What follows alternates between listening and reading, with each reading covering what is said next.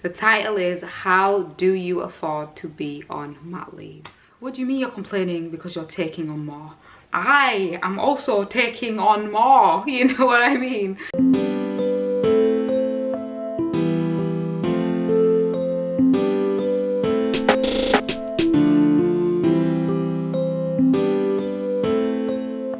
Hello guys, and welcome to a new video.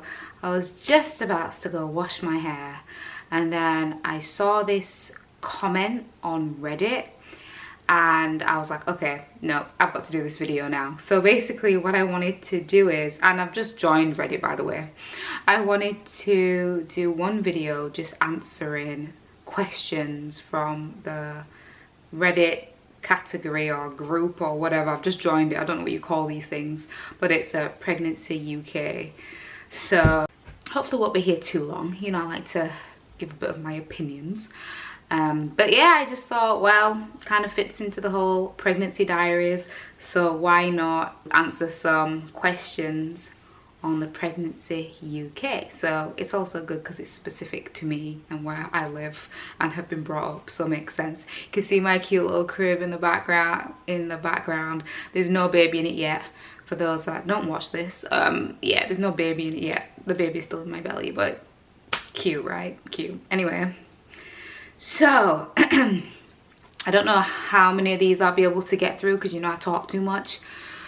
So we will see. If you see me take big breaths, it's just because I can't breathe.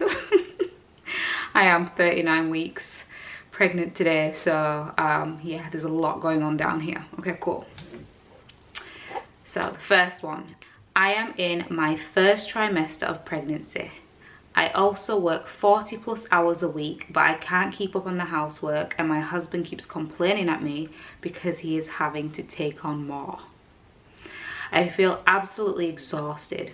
Work is getting on top of me too, and I think that this is the start of depression. I'm feeling sick constantly and find it hard to eat foods. Me and my husband keep arguing about the housework. I'm not going to mention any cuss words. It's a friends and family channel, and I don't cuss anyway. Me and my husband keep arguing about the housework, and it's really getting to me. I try to do what I can, but I am physically exhausted. Has anyone else had this experience or knows what I can do in this situation? Ugh, you know how heartbreaking it is to read something like this, and especially in my first 12 weeks. I watched the whole series of Lorena Del Sur. Yeah, that was called Lorena Del Sur, and it had like 3 seasons, and each season had like 50 episodes. Bruh, I didn't do nothing in my first 12 weeks. I was so tired. I literally could barely make it to work, and I work from home, so make it make sense. Like literally, I could barely make it next door. I was just flat out, could not do anything, could not lift a finger. Like I did try my best to clean here and there, and to like cook meals because I felt bad. I was like, this whole house, I can't leave it all up to my husband. But he was just like so nonchalant about it. He was just like, fine, whatever. Do you know what I mean? Like it didn't make any difference to him. Where I didn't do, he just did. You know, no questions asked, no nothing. And I also feel like from an outward perspective, especially in the beginning of your pregnancy, people might think, what are you tired about? You ain't even got a bump yet. But the amount of energy, I'd say, that the baby suck from you in those first 12 weeks, oh my gosh, like you just don't know until you know. But yeah, we thank God for my husband every day. We thank God for my I've got a hair in my mouth. We thank God for my husband every day. When I say we, I just mean me. I don't know why I say we. Anyways, I'm always thanking God for him. So yeah, this is like really upsetting to read, because imagine you're already going through it, first trimester, and your husband is making it 10 times worse. Like you need anyone to make it 10 times worse. Like it's already worse, it's already bad. Your hormones are everywhere, and then you have someone else coming at you. I obviously haven't experienced this because God is good all the time. So I haven't experienced this, but I personally think they need an intervention. Well, not really her obviously, but him but they need to all talk together. Some sort of outside, unbiased kind of intervention where someone can talk to her husband and get him to understand what his wife is going through. Because I feel like when you get comfortable with someone, they can say things to you a million times and you just don't hear it because you're so comfortable with them, and you just think, oh, what do they know? So I think for me, it's like he needs to have a bit of a sit down, okay, and have someone talk to him about what basically his wife is going through, as much as possible, because he'll never really understand, right? But maybe if someone comes from the outside, they could help her in that situation. Also, what stuck out to me was the beginning bit when she says her husband keeps complaining at me because he's having to take on more. Okay, but I've taken on more. I've taken on carrying a whole human. So now you have to take on more. If I've taken on more, that means something's gonna give, you know, whether that's the cooking, the cleaning, whatever. So because I've taken on more physically, now you have to take on more.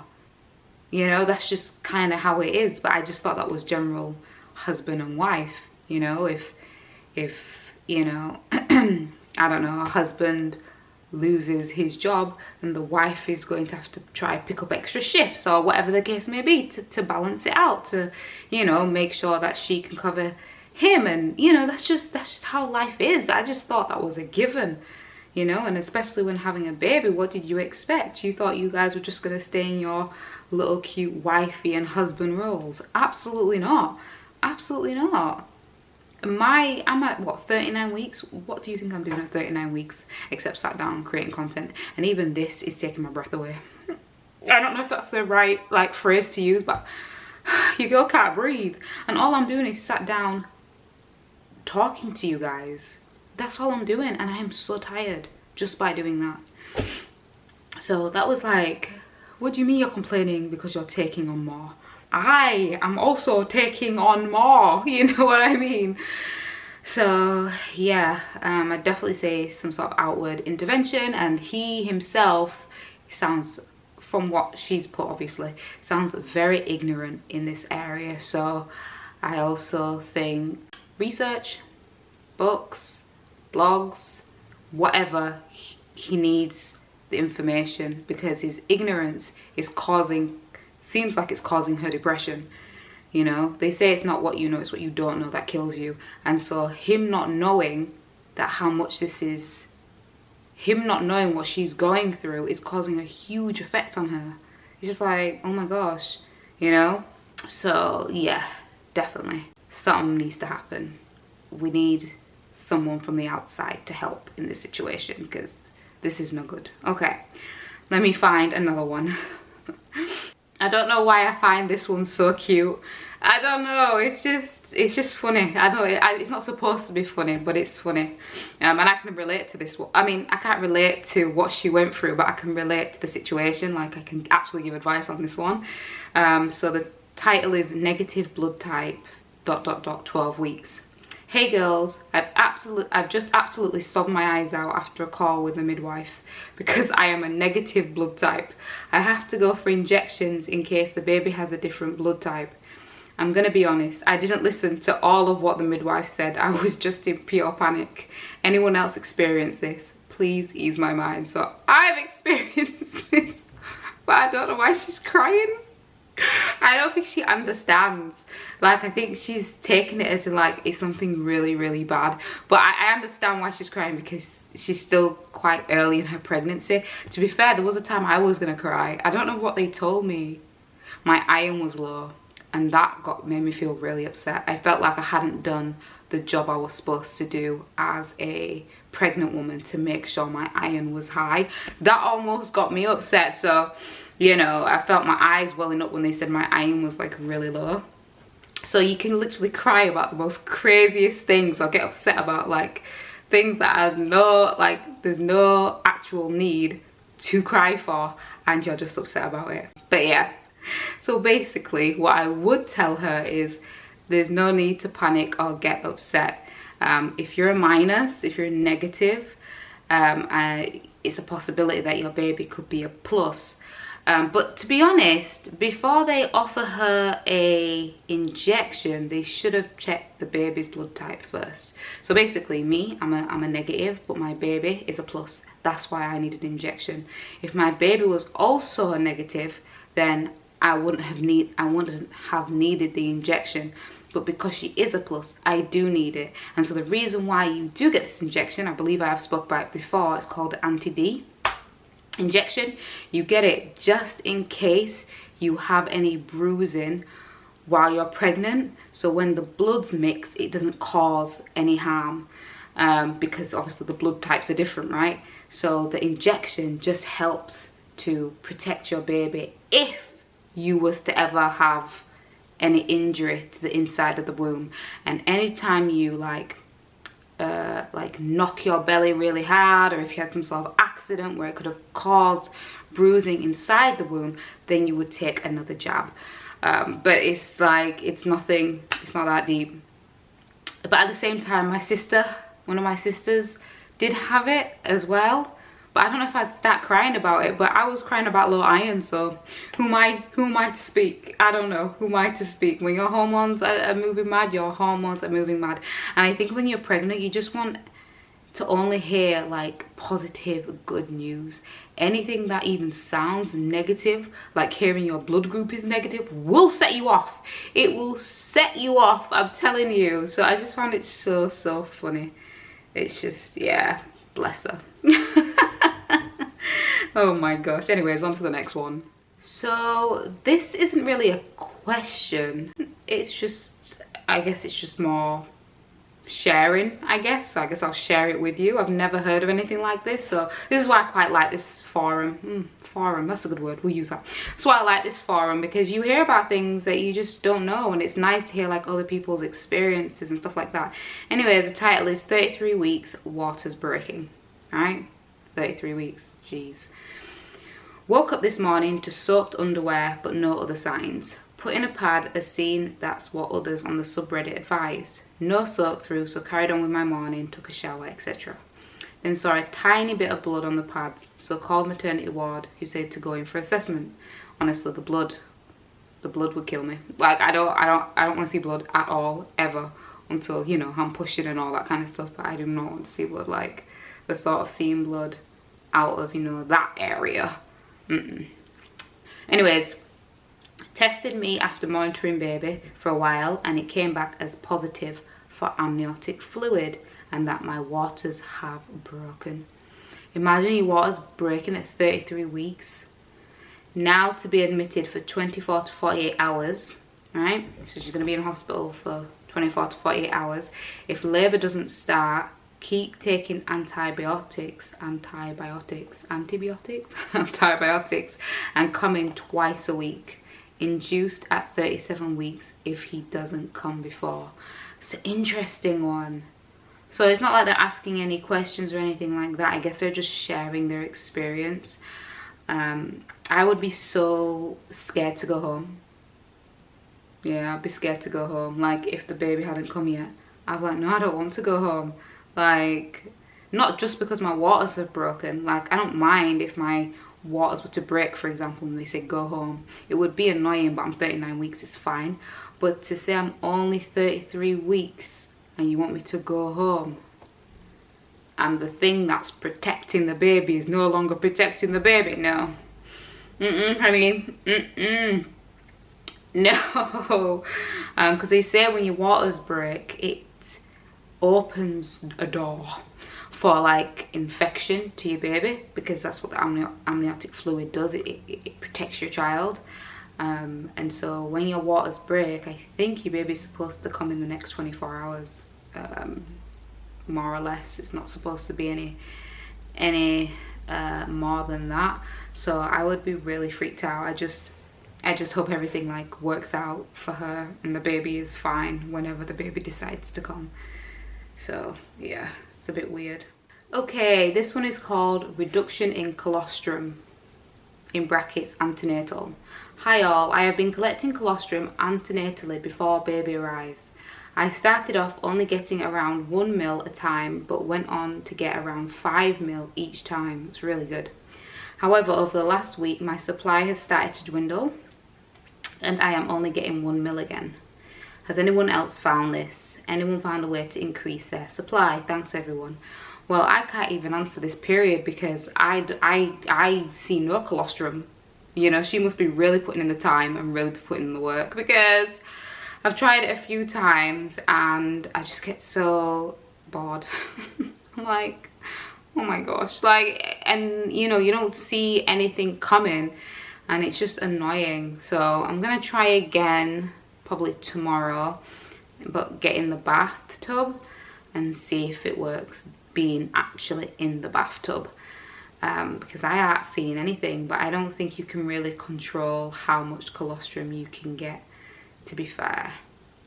It's just kind of up to your body. Some people don't get colostrum at all. I don't know if I'm going to be one of those people, but I guess it kind of comes when it wants to come. It's nice to have, obviously, because if your baby's not latching, or you know, for whatever reason in the beginning, then it's good to have that, you know, colostrum ready. But I don't know what to tell you, love.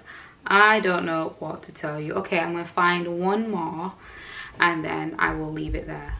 And then this is probably a question that people all over the UK is asking, because ain't no one understand how people be getting through this.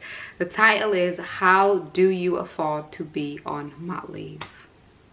Bruh, we're all asking the same question. We're all asking the same question, honey. Husband and I are pretty keen on trying for a baby in the next few years, but looking at mat pay. I'm wondering I'm wondering how anyone affords it. Any tips, advice? Might be something I'm missing. You're not actually missing anything. The mat pay is absolute rubbish.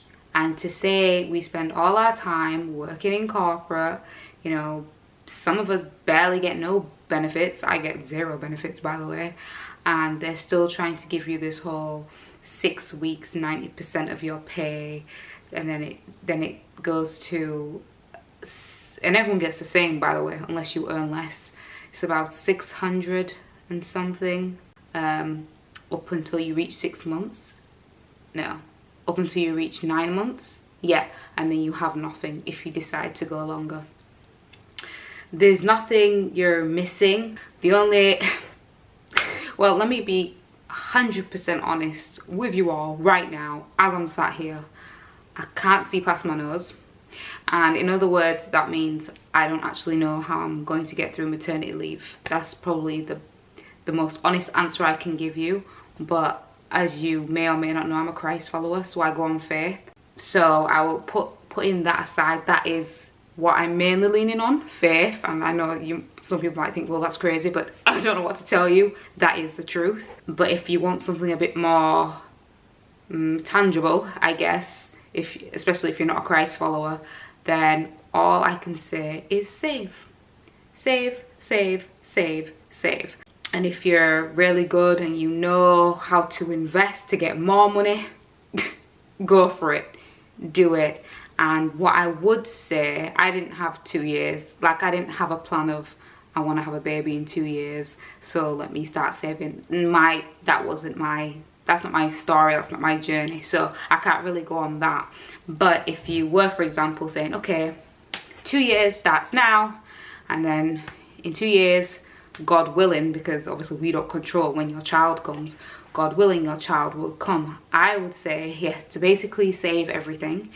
If you know how to invest or understand investments, and you know you'll be able to invest in something that will give you a good return in 2 years, I do that also.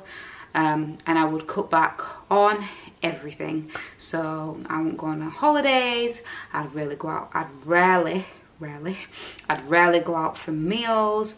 You know, I'd be eating beans on toast. Like, I am being so serious. I would do the absolute most to make sure that I have more than enough, because I would have loved to take in a year, but I'm not even taking a year. I'm taking 9 months. So really it's just making sure that you have, you know, enough money in the bank to cover you for the time that you want off of maternity leave. It helps if the job that you are in has a really like good package when it comes to maternity. Mine doesn't, but it's good. That does help. Also helps if you've got a good community of family and friends that can help you and buy certain things for you. That's basically me and my situation. I have, you know, so many helpful people in my family and stuff like that who were able to buy me, you know, a lot of things for baby girl, so that was very helpful on their part. And what else? Well, you said 2 years, so you could actually in that time find another job, higher pay, and you'll still be in there for enough time to get maternity leave, because you have to be working at your job for a certain amount of time. I don't remember how many, I don't remember how many weeks it is. It's like 33 weeks or something that you need to be at your job to be able to get maternity leave. So 2 years, you actually still have time for you and your husband slash partner to be able to even get a bigger pay packet by getting another job or somehow getting a promotion or whatever. It's all about the money, money, money. We don't need your money. I mean, well, you do need your money. But yeah, it's all about the money really, and just trying to stock up as much as possible in just the time that you have, and then also taking advantage of any freebies that you get with being, you know, pregnant. Like in the UK, you get free prescriptions, you get free dental care, you know. So, you know, just think, oh, I was gonna pay £25 for my dentist, for example. Take that £20 and put it in savings. So it's just literally doing everything you can do, you know. Forget the holidays, forget all that, you know. Bali is not going anywhere. I think I'm talking to myself when I say that, because I really want to go to Bali, but it's not going anywhere. Do you know what I mean? The Bahamas ain't going anywhere. America's not going anywhere. You know, Tenerife isn't going anywhere, depending on your preference of where you like to travel. These places are not going anywhere. But what is coming, hopefully, for, you know, the person who wrote this is a child. So yeah, I think I've spoke all the air out of my lungs. I have spoke all the air out of my lungs, so I'm going to have to finish now.